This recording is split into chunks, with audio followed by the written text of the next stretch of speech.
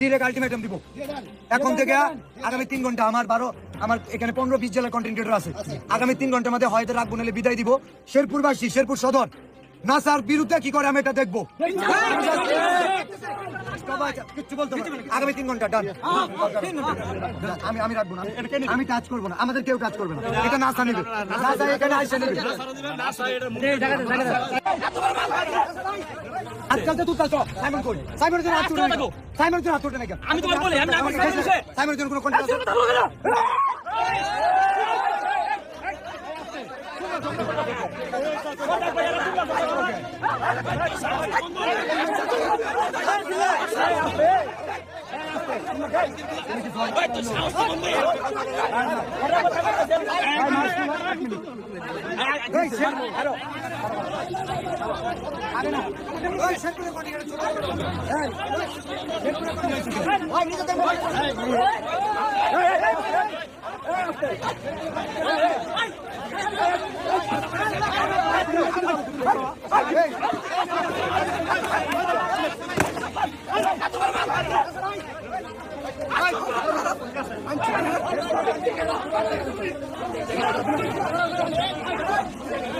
মারামারি করার কোনো উদ্দেশ্য হলো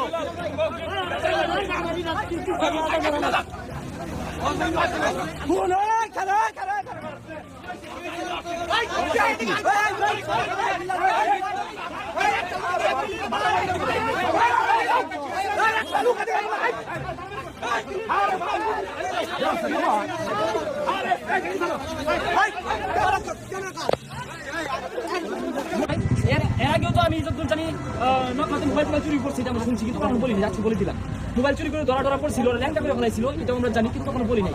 উনি যে আসলে একটা সাইকো না হলে উনি আসছে মানবিক কাজ করতে চায়, সেটা এখানে সেটা হিরিং করছে।